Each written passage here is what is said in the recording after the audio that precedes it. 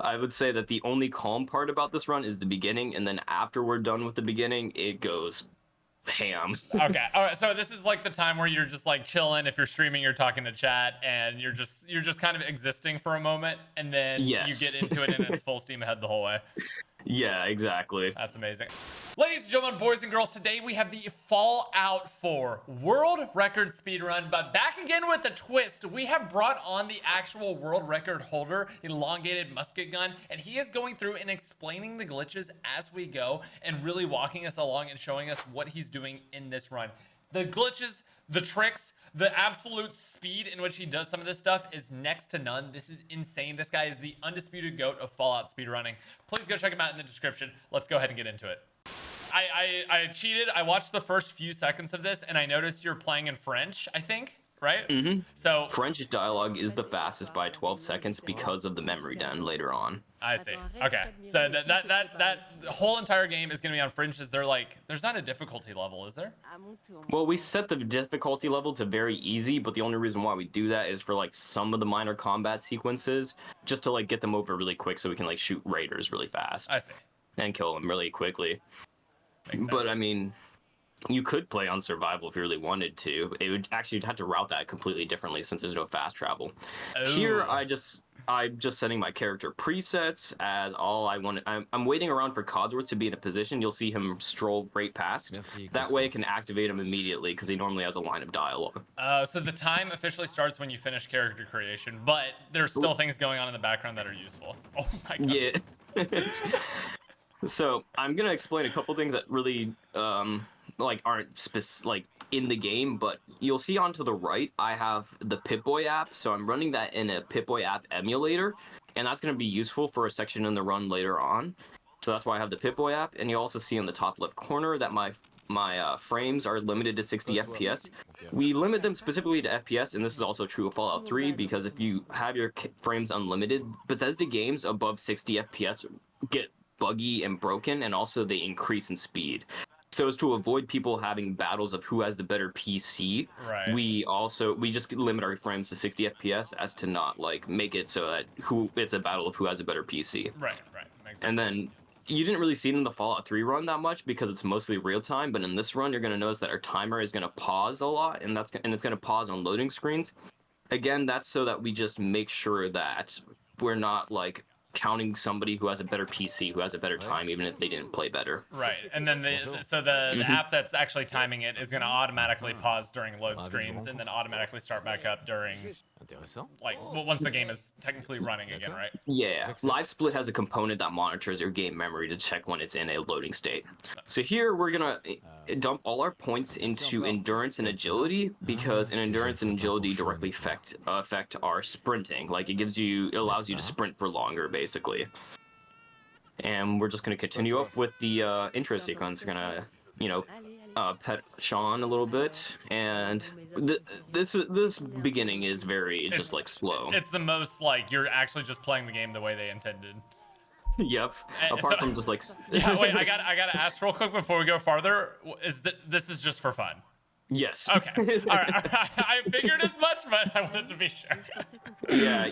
Doing this intro gets boring, so you try to find ways to have fun in the house while you wait. Is there anything else you can do that's a fun little glitch to do like that? You can. I do this. I just like sort of turn them around and like open this door. I've noticed a lot of things about the house, like this window on the door is not centered if you look at it carefully. That's frustrating as someone with OCD.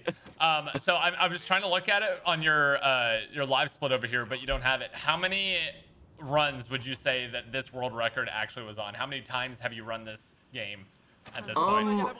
I think this was on attempt number 3,400, if I recall correctly.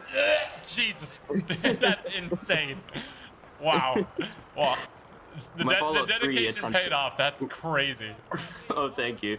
The Fallout 3 attempt counter was on like attempt number 7,000, I think. Oh my god. Well, you to this day hold both world records. That's nuts. Oh, thank you. So when we talked to the guard, we did something called list skip. So if you activate his dialogue and as soon as he says list, if you mash the dialogue key again, it just allows you to go through. Okay. So that's like a small little glitch there. Although we don't consider it a glitch in the glitchless speedrun, it's like kind of in that weird limbo. It's like, is it a glitch? Is it not? And that sparked huge debates about like what is a glitch and what is not when it comes to the glitchless speedrun of this game. Right. So are there a couple like that where it's technically a glitch, but it's not counted because it's just like really minor and just it makes the game more fun to speedrun? Yeah, it's something like it's like also up to interpretation. Oh, so here we're gonna do something called Clive, which means it stands for clip into vault elevator. So if you mash the well, we have a bind, but if you mash the escape key and we have it bound to the scroll wheel, if you mash it, you clip through the elevator, and if you clip through the elevator at the right time, you can pass right through the gate instead of waiting for the gate to open up. So that's what I did there. So essentially just skip the entire elevator sequence that you would normally have to do. Yeah, it's just skip the elevator, skip waiting for the gate to open up. You can't do it too early though, because if you do it too early, then you'll die from fall damage. So you have to wait until you're like not too close to like dying. What would you, and just kind of throughout the run, if there are any that come to mind, would you say that that's like an early run killer or anything like that? Is that something that's pretty hard to do? So if you miss it, you just restart immediately? Well, if you miss it, yeah, it loses too much time to miss it. Right. So you have to like restart. Now it becomes more consistent with time. When I first started implementing the strat into my runs, I was like, bro, why am I going for this? I keep killing my runs. But after I got the feeling for the timing, it started to become a lot more consistent. Cool. It's just one of those tricks that once you practice it enough, you feel comfortable with it. Mm-hmm. So I have beat this entire game twice, but I have the memory of a goldfish. Can you just give me the overhead story for this game? Like what is the general concept of how you beat this game? Okay, gotcha. So yeah, what's gonna happen is that our son Sean, he's gonna get stolen from us through this cryopod sequence, and then when we leave the vault later on, after an undetermined amount of time, our goal is to find Sean again. And normally that means you have to go find a faction, enter the Institute, because actually Sean is in the Institute. And then once you enter the Institute, you have a number of different ways to play it. You could either choose to side with the Minutemen, the Railroad, the Institute, or the Brotherhood of Steel. If you side with any of the other factions other than the Institute, you're gonna blow up the Institute. Or if you side with your son Sean and be with the Institute, you're gonna basically kill the Railroad and the Brotherhood of Steel. Right. And so this ending, though, in this run is complicated. I would say we're finishing the game with both the Minutemen and the Railroad at the same time, but it's really complicated, and you'll see later on. Is that just complicated in terms of like how you're glitching the game means you're like kind of joining both factions, or? Yes, exactly. But also I'm going to explain a couple things. Obviously, we have the COC mechanic in this game, but the only difference in this game being is that if you're under a playable area and you're out of bounds, then you get upwarped to that playable area instead of getting spawned in a predetermined location. Mm-hmm. Just like in Fallout 3, except slightly differently. And we're also going to use items to be clipping in this game, since quick save, quick load clipping is not a thing in this game. And then one more glitch to explain is that we're going to be doing a glitch called punch warping. Punch warping is a glitch which allows you to store your coordinates inside the game using VATS. And then once you use VATS again, it will teleport you to those stored coordinates. And so because interior cells are built around a 0-0 location, 0-0 location in the Outworld map and like the Commonwealth is located roughly around Green Tech Genetics, so you'll see that used actually very soon. So here, our goal is to simply just get a security baton, as the security baton will enable VATS for us. So we're gonna go grab the security baton from down here, turn around, and we're gonna do what's a variation of clipping known as VLC clipping, because it looks like the VLC media player icon. What an amazing name for that. And so we just clip basically to the end of the vault.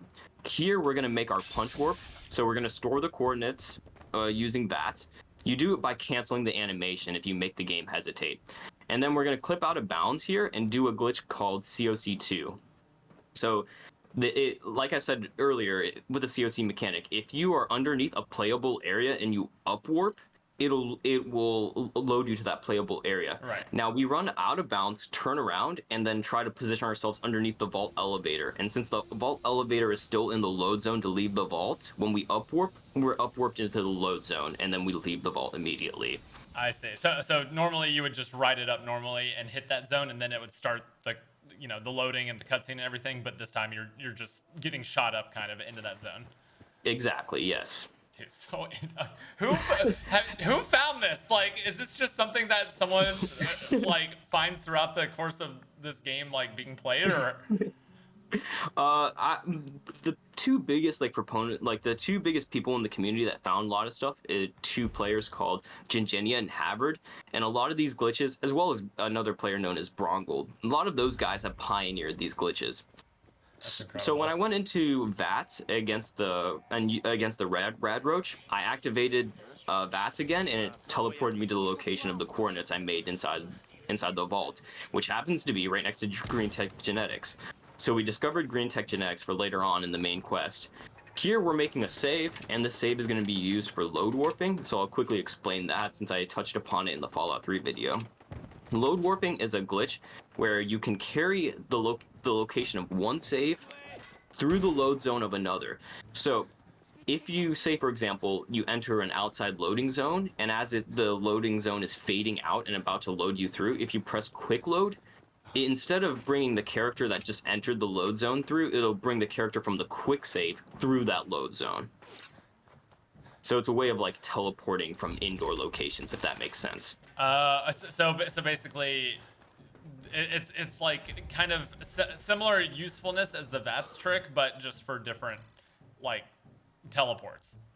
Yes, exactly. Okay, I see. I think I'm following. Tell me when it happens so I can try to follow and watch along and see and like remember when we go back to that zone.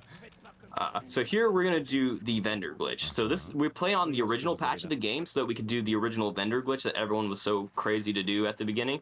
So if you buy all of their, or put all of their ammo in your inventory, sell back all but one, and then it'll lock that singular bullet in your inventory, and you can keep selling it back to them. But then if you try to buy that ammo back from them, it just compounds it so that you get infinite store credit. So we use that to buy a piece of armor. We buy frag mines so that we can make more punch warps. We buy we steal a Fat Man and Mini Nuke. We buy a speed leg from Daisy. We look for a biometric scanner, which I believe I got in this run, which we need to use to build the teleporter, and a 10mm pistol for combat. So here, when the screen froze for a bit, that was me pressing quick load as I entered the load zone. Right. So the character that's going to load on the other side of the zone is the quick save character that I made in Good Neighbor. And that was obviously after you got all of the equipment you needed for the run. Yep. So that way I can, and then here I quit to the main menu and then reload the save. I made a quick save, quit to the main menu, reload the save. What this does is the game does not want a player to be inside the water when they load it from a quick save, because they don't want them to drown to death. So it pushes them up to the surface. But the surface here is out of bounds, so we get out of bounds by abusing that mechanic.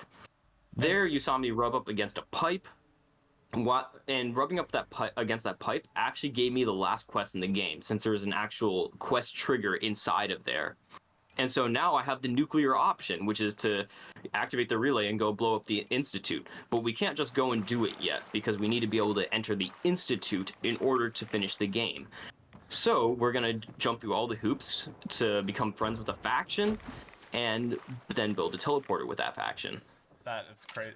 So I have a question about something that happened like 5 minutes ago at this point.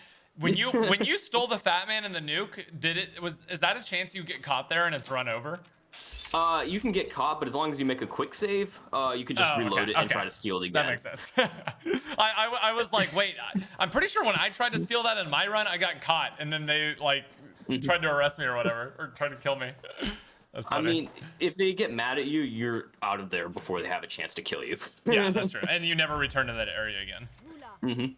So I made a save where I threw the frag mine in the air, I'm going to be using that to make a bunch of punch warps later on, so we'll use that save in the future. Here, we're going to do a variation of the vendor glitch, where we're just going to we're going to basically give them 1-for-1 items. We're going to give them one item from our inventory and press R and E at the same time, which then just trades the item. So now we have so we have 2 speed legs and 1 endurance chest piece. And this is important because we're going to do a glitch called armor stacking, which I'll explain since we're just going to be running to Diamond City. So there's a thing in Diamond City called the Hex Zone, and the Hex Zone basically corrupts your save if you enter it. So we're going to punch warp, and it's going to teleport us out of bounds, and then it's going to make our screen go black. And it's like, oh, well, your save is like, you're stuck there, you know, you can't really do much. But if you make a quick save in the Hex Zone, and then load warp that save that you made in the Hex Zone back into a playable area, it adds a bunch of weird properties to your character, which includes being able to re-equip armor that you've already equipped. And since we have a bunch of speed armor and speed legs and then an endurance chest piece, it just adds on the effects. So we just keep adding on speed to our character and a ton of endurance so that we don't run out of sprinting, and also we move super fast. So that's what these splits are about. Here, we're going to take a cone and we're just going to clip into Diamond City, since there was actually a load zone that encompasses all of Diamond City. So we're just going to clip through. This clip is sometimes finicky, but it went pretty well in this run. And see, we just entered Diamond City like that. so that what you just did, like that, hitting that load zone is the equivalent of like if you opened up the main door to Diamond City, or like if you hit like enter Diamond City from a load zone. Yes, exactly. Okay. So which And then spits you out of the front door just like you would have entered it normally. Yep. So we made a save in front of the chapel there. We're going to use that to load warp our character out of the Hex Zone. And before we activate the punch warp to go to the Hex Zone, we're going to enter Diamond City Agency and then leave it.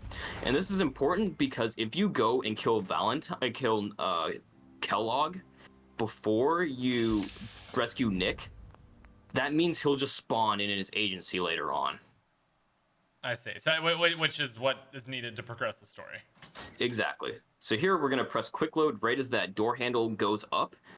And that means, and I'm going to be mashing my bind. I bound the armor pieces to 1, 2, and 3, and we're just going to be mashing the bind so that we can just stack the armor.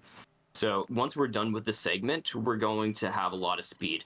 Now, I'll admit that this is going to be a slow part of the run because it's just going to be me making a punch warp, activating that punch warp, going to the Hex Zone, and then getting out of it. And this is why the Pip-Boy app is important too.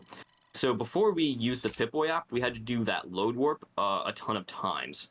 And that load warp is really precise. You have only a few frames to hit it. Right. And it was really annoying because it would be like, oh man, I missed it. And I lose, like, if you miss the load warp, you're losing around like 6 seconds. And so, but what the Pip-Boy app allows you to do is just click the fast travel button. So we're able to just fast travel back into Diamond City instead of needing to do that load warp over and over, and it also makes it faster. So here, this is essentially no. I'll get it. This is essentially like you're setting it up to do a loop of just putting on all these armor pieces to get like maximum speed and everything. Exactly, yeah. Dude, the Hex Zone also adds on other weird properties, but it doesn't really affect the speed run. They're really cool to mess around with, though. Well, like what? What goes on in there? Well, I remember somebody posted in the Discord that if you activate Jet in there and then load warp out, it just keeps the Jet effect on you forever. Amazing. Sometimes, I'm trying to remember, there's other weird ones. I actually don't remember off the top of my head right now, but yeah, you can skip this. It's just me loading a save over and over. So this section right here ends up being very, very little in-game time, but it ends up being a lot of like real life time because you have to wait for the loads and everything. Yeah, exactly. That's why my run ended up being 53 minutes RTA. Oh, so I would say skip to about, that's too far. I would say about 22. 22. All right. Let's see, which stack am I on this? Oh, is there a way just from like looking at the loads you can tell what stack you're on? Oh, I have I use the splits as the way to track the number of stacks. I see. Oh, yeah, I see. I was like, what is this secret feature in the game that you have? So I think that stack 9. So after this, yeah, after this, so So we've now exited Diamond City and we have a lot of speed. I'm gonna make a quick save and then a hard save. The hard save is going to be used for load warping back into Diamond City later on. The quick save is just so I can quickly go back to Diamond City after we set up another punch warp. And so here we're going to set up a punch warp in the far corner of the map and then activate it at a lower corner of the map. And what this does is it's going to drop us off at a place where we want to be. Oh my god, you weren't kidding about the speed. Dude, I really thought it was gonna be like a faster than normal trot. You're not even sprinting at this point, are you? No, that was me sprinting, but yeah, you can't tell that I'm sprinting because I have a ton of endurance as well. Oh, so that's if you get what a ton it was. if you get a ton of endurance, it just doesn't drain your AP at all. Like you have so much that you can't even tell that it's going down, or it doesn't even start to like appear yet. Yep. So here we made that punch warp in the far rightish corner of the map. Here we're gonna trigger it in this bus, and we have to be in the spot specifically. And it's gonna. This is the thing about punch warping in the overworld. The game loads the overworld in chunks, and so it can't just directly teleport you to where you want to go. But this is useful because then at the end of this punch warp, it drops us off at the perfect spot. So, if you remember, we never discovered the Museum of Freedom, which is usually the player's, like an average player's first place they go. Yeah. But would you look at that? We just get dropped right on top of the Museum of Freedom. Dude, So I take. Insane. What in the world? So I also took the pickpocketing perk, which is important because I need to use that perk to first pickpocket one of the members. I had to pickpocket Sturges here inside the Museum of Freedom, but then we're also going to use that autosave from taking the perk to then load that save later on. So I will admit that controlling your speed in like tight spaces is sometimes a problem. In this run, I would say that like the worst section of the run was this Museum of Freedom. I had a bit of trouble moving around, but we're gonna shoot him because we're going to shoot him to aggro because we can't actually pickpocket him unless he becomes aggro and then put away our gun to de-aggro him.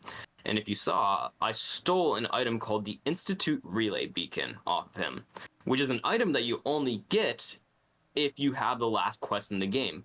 But if you remember, earlier on, I triggered the last quest in the game.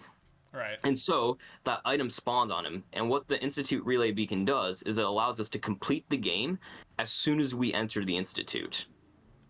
So essentially, do you now have all the items that you need for the actual end game? It's just a matter of actually getting there and doing it now? Yep, exactly. So here, I after I finished the Museum of Freedom segment, I load warped out so that I can just then be able to fast travel. I fast traveled back to that bus, the place around the bus stop. And this is when we're going to do the glowing sea run. And this is the reason why armor stacking is so beneficial, is because this run to the glowing sea without all the speed took forever in the base game. But now you can just literally zoom past everything because you're so fast. Yep. So is there, with all of these speed boosts, is there like a sweet spot where you did 9 stacks of it because if you go faster, it's like too hard to control your character? Or is there a reason you do exactly 9 stacks?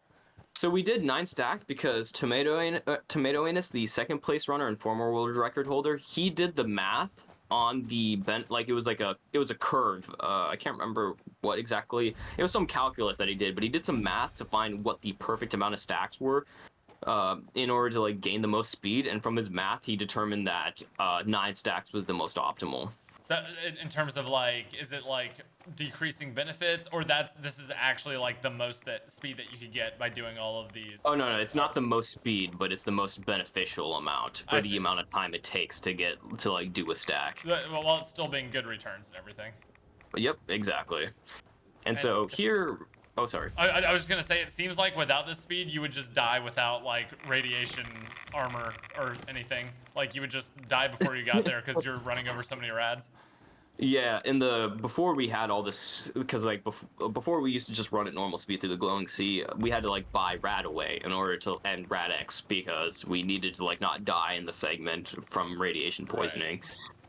So even though we don't have, even though Virgil, who spawns after we get the quest to then enter the Institute, even though he hasn't spawned, we're gonna make a save in front of his cave entrance so that we can load warp to it later on. in terms of the routing, it worked out better to just do it now than later. And then I used the Pip-Boy app to fast travel to Lexington. Here we are going to become friends with the railroad, and you're going to be like, how? We haven't even met the railroad. Well, this is the beauty of it.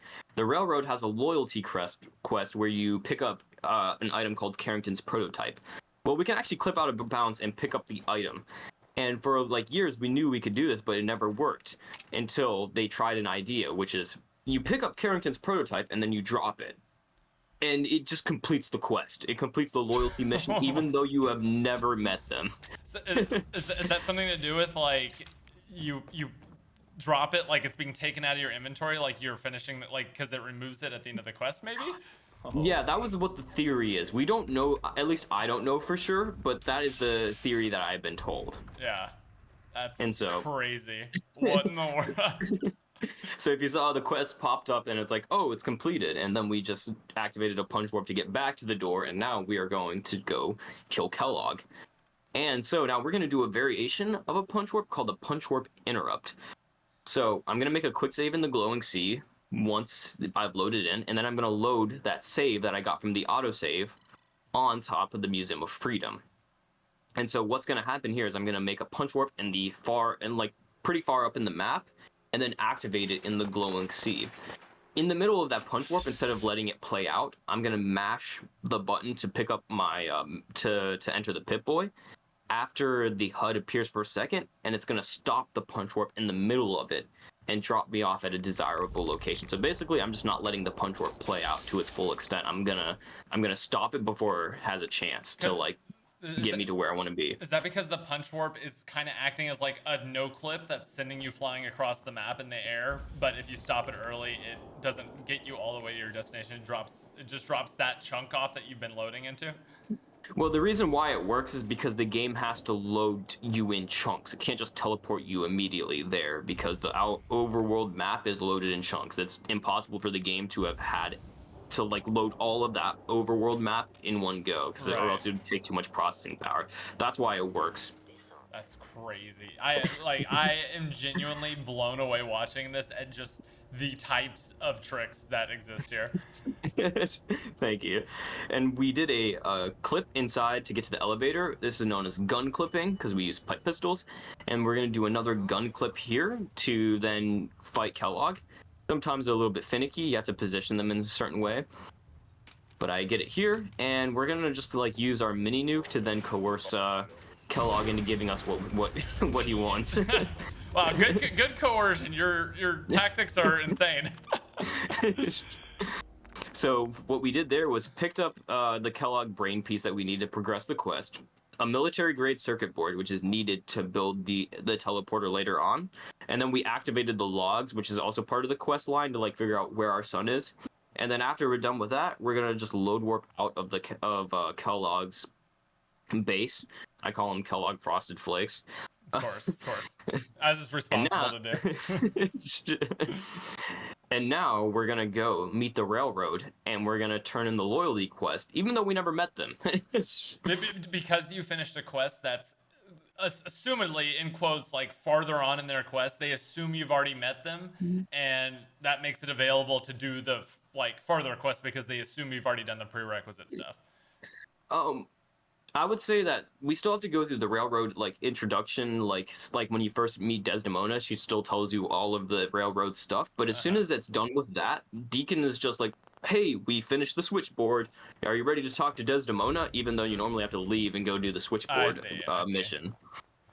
That makes sense. So we're just gonna run to the Old North Church, and we're gonna clip out of bounds because the COC mechanic inside of this interior lands us right next to Desdemona, so we don't have to do the railroad puzzle that they have, and they're so surprised when somebody guessed that railroad is their password. Yeah. I literally, that like unlocked a latent memory for me just like playing this game before. Yep. And then we're just gonna mash through the dialogue. Not really much to this. Yeah. So this version, or sorry, Fallout 4 does not have the quick save, quick load, allowing you to skip through dialogue like Fallout 3 did. No, but unfortunately, Bethesda realized that people were abusing that. I'm sure they realized that, and they made it so that there's actually a unskippable fade out in this version of the game. I see. Mm-hmm. And this is part of where the having it in French makes it go faster. Like the voice actors spoke faster in this. Actually, not in like normal dialogue. It's in unskippable dialogue. So in the memory den, we have unskippable dialogue in there, and that is when the time save from French is there. Oh, because you're just spamming through this right now, so it doesn't matter if it was like if they're speaking faster or not. You're skipping anyway. Yep, exactly. So Password here. railroad. Here we're gonna fast travel to Lexington and then fast travel back, and what this does is it skips Desdemona's speech about the railroad of like what they're all doing. And then after fast traveling back, we're gonna then fast travel back to Diamond City in order to talk to Nick, because even though we didn't go and save Nick, because we entered his agency and exited it and then killed Kellogg, he's gonna spawn inside of his agency, so it skips like the entire Park Street station and split of the run. Right. So is there a reason during these parts of the runs you're not using the Pip-Boy app to teleport or to fast travel? Is it just this is the same amount of time either way? For like longer fast travels where you have to scroll the screen, it's sometimes faster, but like I'm so used to using the Pip-Boy that I'm like most of the time faster with using the Pip-Boy than I am with the Pip-Boy app, because the Pip-Boy app also has a bit of lag, at least the version that I use, so you can't immediately just like, oh, mash the button and fast travel. So wait, I completely missed this. The Pip-Boy app is usually an actual app on your phone? It is, yes, okay. but we're just running it in yeah, we're running it in an Android emulator. I see. So here we're just gonna skip all this dialogue, like just mash through it. Fun fact, you don't want to mash too fast in this kind of dialogue, or else there's a chance that they can lock up and they'll just stand there like a complete idiot and like not say anything. So you have to like mash fast enough that it goes through the dialogue quickly without mashing too fast and you lock it up. Have you ever been on a really good run and you're too scared to lock the game up that you like go a lot slower on the dialogue? No, I usually have the exact opposite problem where I'm like, I'm on a fast-paced run, I want to go as fast as I can, and then I lock it. Trying to have you ever done that on a really good run where you've just locked your dialogue? Yes, I've lost like 20 seconds before because of it. Oh no, and that's like enough that it's no longer a world record possibility or PB possibility.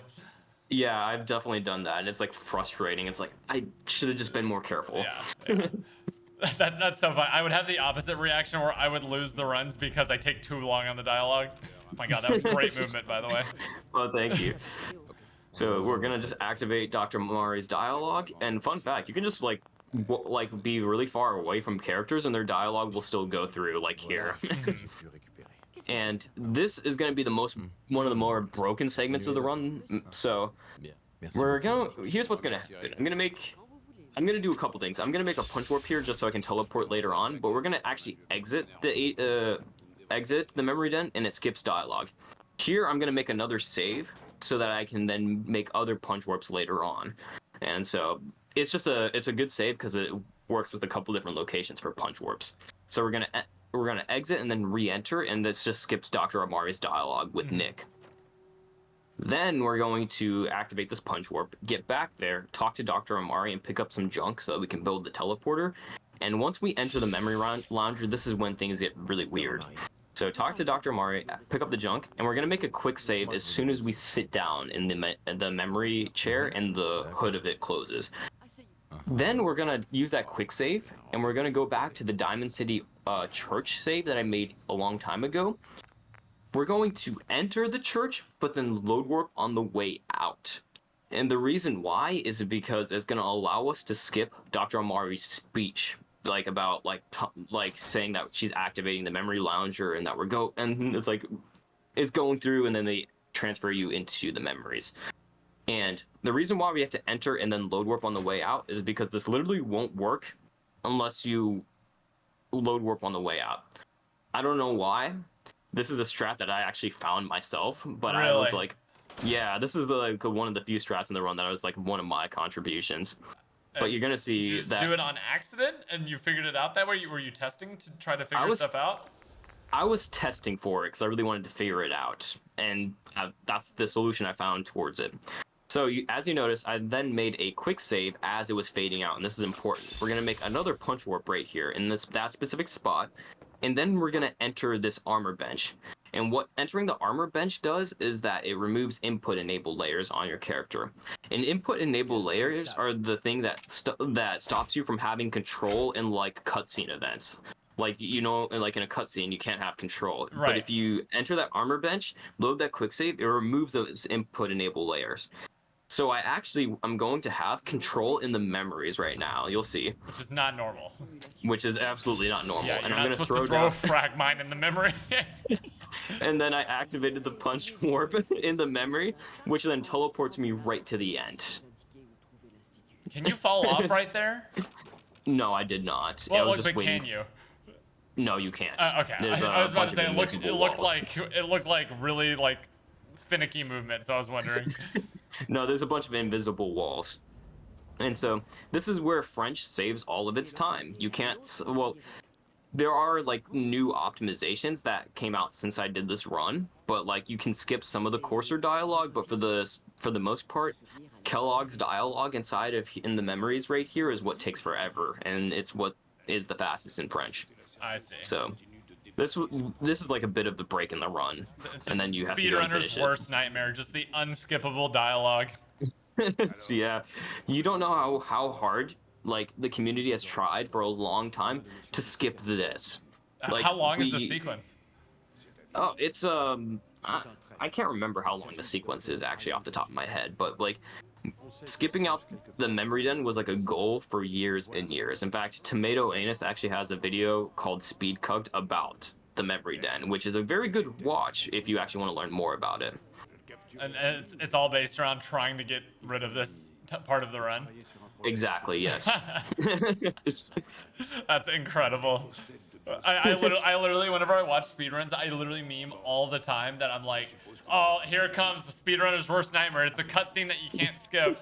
Like, what's it called? The one I watched recently, oh, wait. Oh, yeah, I forgot to tell you. You can also shoot this courser because this specific courser is the same X2 that you can have as companion later on. Fun fact.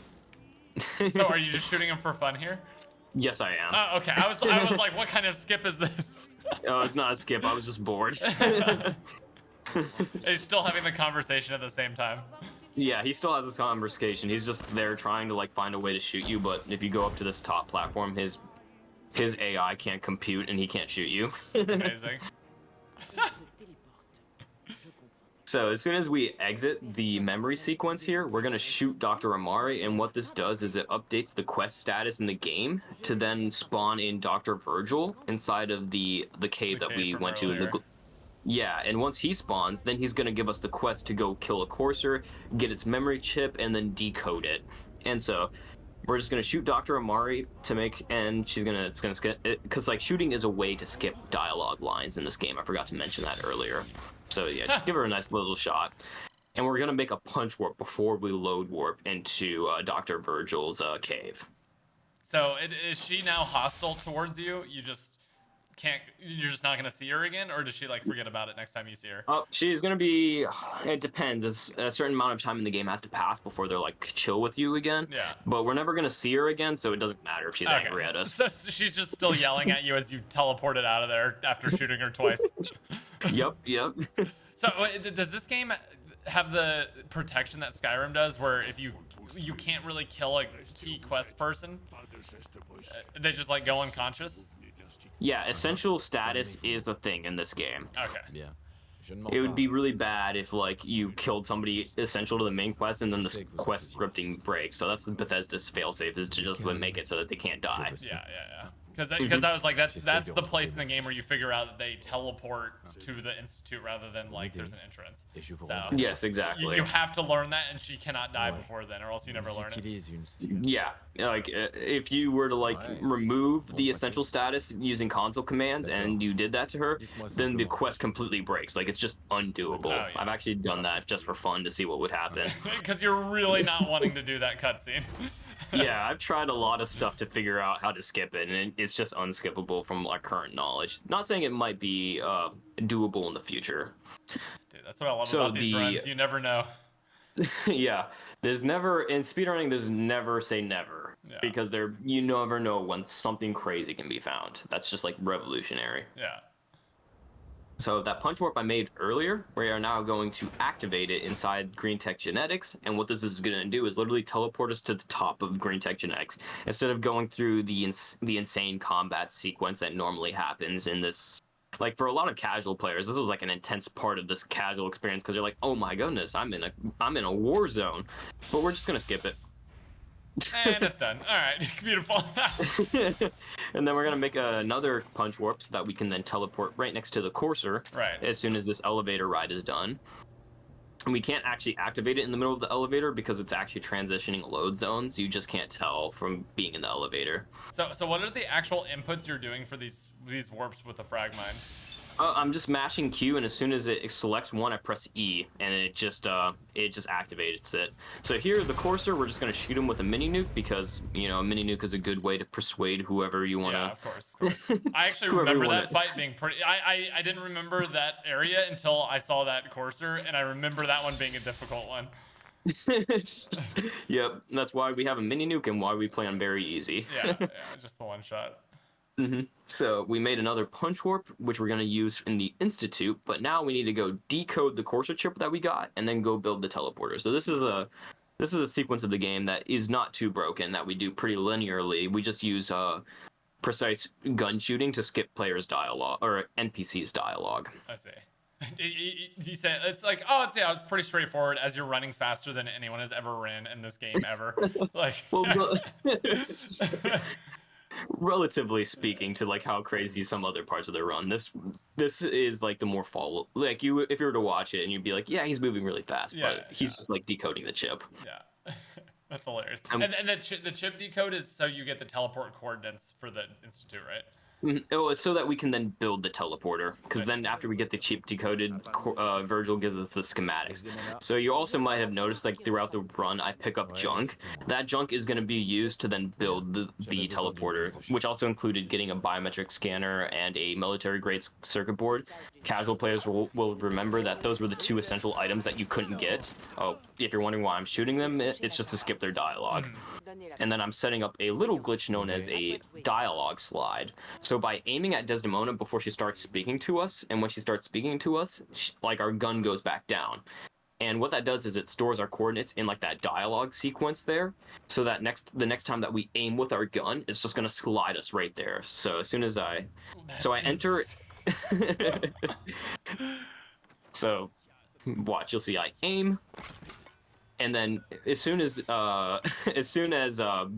Tinker Tom says solve for N, we can then leave and we'll get like so you see completed, have the courser chip analyzed. Yeah, as soon as he says solve for N, you can just leave. Because that's like the last part of the dialogue sequence. Yeah, that's the last part of the dialogue sequence that's essential to like updating the script in the game. So on these dialogue options, is there a fastest one every time? You just know the order of when you're gonna answer what questions? Yeah. For the most part, the bottom option is the fastest, but in some cases, like doing the right or the left dialogue option is a bit faster. So like you might have noticed it early on when I first met the railroad. I did some slight different dialogue options, but for the most part, if you were to just mash it with the down key, you'll lose like maybe 3 or 4 seconds to dialogue. Okay, it's just so if you're doing anything other than down, all of the other dialogue options are just to say 3 or 4 seconds throughout the entire run. Yeah, but most of the time I am mashing the down key. Yeah. It's just that a few spots here and there. Dude, that's just crazy, man. You literally memorize the entire dialogue of the entire run just to save 3 or 4 seconds. That's crazy. Every second counts, man. Yeah, I know. That's just built different, man. That's crazy. Thank you. Oh, so we're gonna get we're gonna have Tinker Tom look at the schematics and tell us how to build it, and then he normally gives us a location that he wants us to go to build the teleporter. Sure. But fun fact is that you can build it at any settlement in the game. It doesn't have to be the one he gave you. Do you use any sort of like building in the game at all at any point? Has that ever been used in like previous world records before you found faster ways? Like obviously you're doing it here, but that's what I was wondering about. Oh no, we have to do the building of the teleporter. There's no real way around it. Oh, you mean different settlements? Yeah, I mean, just like in previous routes that the game had, were there any like glitches or anything like that with the building system that's in this game, or is it always just been build the teleporter and that's how you go? Yeah, it's always just been build the teleporter. We haven't really found any glitches that help in it, and Sanctuary has always been used since Sanctuary is the closest settlement that you can find in the game. I see. So the only real optimizations has been how fast can you build a teleporter, really. Yeah. Makes sense. Oh, and then another small optimization I did earlier. When I first built like the first part of the platform, I dropped the military grade circuit board, and the reason why I did that is because the game it needs circuitry to build that first part, and it will actually scrap it if it's in inventory, so we drop it so that it doesn't do that. Because like you need the item in its actual form as a military grade circuit board to build the rest of this teleporter. So then after we're done with building it, we're gonna get some dialogue with Desdemona. She was saying a useless piece of dialogue before that, so I had to like shoot her to skip it. Yeah. And Get into the actual cutscene stuff. Yes, exactly. So we're just gonna. Oh, she locked up a little bit, so I had to shoot her again. That's a fun little way. And then as soon as Tinker Tom starts it, or right before Tinker Tom starts his like enter the institute dialogue on the teleporter, we're just going to fast travel away after we stood on the teleporter for a bit, and it skips all of his dialogue about like entering the institute. And you just get straight teleported in. Yep, just like what happened right here. As soon as we enter, we're gonna make a quick save, and then we're gonna activate that punch warp I made a while ago, because it teleports us right to the bottom of the institute. That's insane. We make a save in front of that door for load warping, Right. and then we set up another punch warp since we want to teleport back down later. And now this is what I mean by the game is really weird about who we finish the game with, because we stole the Institute relay beacon from the Minutemen. Guess who spawns in? Oh, it's Preston Garvey.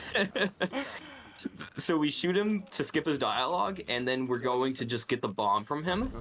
And as soon as we do that, we go right back down where we made our punch warp save, and then we're going to attach the bomb onto the Institute reactor. So we're gonna make another punch warp because it's too slow to run there. You know, we're speedy like that. Of course, of course. And so this is a very interesting looking punch warp because it doesn't like make sense. If it doesn't look like it makes sense. Oh, that was trippy. So we we put the bomb on the reactor, and then we're gonna load warp out because the game actually wants us to go talk to the railroad, even though we got the bomb from Preston Garvey. And this is what I mean by we're finishing the game with both the railroad and the Minutemen. So, the amount of like, if you could just like try to plot this out, this entire like speed run in some sort of like storyboard or something, it would make no sense whatsoever. Oh yeah, it's completely broken. I'm just looking at your best possible time. Your best possible time is like 1 second faster than your like world record time. Is that right? Yeah, that is correct. Yeah, I had a pretty good institute for the most part in this run. Oh, so we have to shoot Desdemona to aggro, and if you shoot her and then lower your gun to de-aggro you, it teleports you back into the institute. And then the last sequence of the game is talking to Tinker Tom and telling him, yeah, let's blow up the Institute since we're done with it. But Tinker Tom never actually teleported into the Institute because this is a broken ending. So he's actually inside the Railroad HQ. So we're gonna actually have to talk to him here. I hit him real quick because he was trying to tell me about some side quest that I don't want. And then we're going to load warp back into the Institute because the only way to leave the Institute after you've initiated that dialogue is to stand inside of the Institute teleporter room. Sure. So I believe I missed this load warp once. This is a very precise load warp. You have a few frames, and I think I heard Tinker Tom saying his dialogue, so I reloaded the save as fast as I could after I heard that. But I believe on the second try, I definitely get this load warp. So that's like 5-10 seconds right there, basically. If you miss the load warp. Well, that one in particular was 4 seconds because you can react to it pretty quickly. Yeah, yeah. So it wasn't too much time loss. I've actually since improved my sum of best since this run, but it definitely my institute gold at this time definitely could have been better since I only was 1 second off of it in this run, and I had a couple mistakes. But I definitely got a better one since then. That's crazy. How many more times after getting the world record and it's been unbeaten since then? How many more times have you run this route? No way. I've ran it off and fucking on for way. like Are a you few months in between 2022 and 2023. I mean, I've had a couple of runs that are like been way better than this run. Uh-huh. And it's just like I do something majorly dumb in the last segment of the run, and I'm like, oh, I did something stupid. That's the thing. Is like the ending to this run is very hard. Yeah. Like it's a very hard ending to like get it right with like the tough load warps, the tough Hold on. like just timing things out in general. This Right. run sucks. We can do this, but But then You're timing- literally in this run saying this run sucks. I hear you in the background. I forgot I said that. Yeah. Speedrunner's reaction when you lose time to anything. Literally, yeah, the same thing in the Fallout 3 speedrun. That's crazy. That's so funny. Yeah. I have a tendency to like look at what I did wrong instead of what I did right. Dude, I'm telling you, it's the speedrunners, like, that's just the speedrunners default right there. Dude, also, I'm realizing this game has a very similar, like, post-ending scenes to Fallout 3. It does, yeah. It literally follows the same pattern. Wow. You know, the Soul Survivor, or no, it wasn't the Soul Survivor. It was the the Soul Survivor. It was the Lone Wanderer in Fallout 3. Yeah, yeah. Oh, I was saying at this point because I had been like trying to get this world record for like a long time from Tomato Innes, and like I had a lot of runs that should have been it that I just couldn't clutch out, and I was like, I finally got it. That's like the commentary I was adding at the end of this. Yeah, yeah. Dude, absolutely. I mean, both runs, absolutely insane. Once again, everybody, please go check him out. I'll have his links down below in the description. He was nice enough to come on and explain, and that I honestly made this like 100 times better because I would have just been sitting here with my jaw on the floor the entire time wondering what was going on. Like, some of these splits genuinely look like magic, and it's literally what I love about these games. So cool. Thank you so much. Appreciate it. Oh, thank you. All right, thanks for watching, everyone. Check him out, link in the description. We'll see you in the next video. Bye-bye.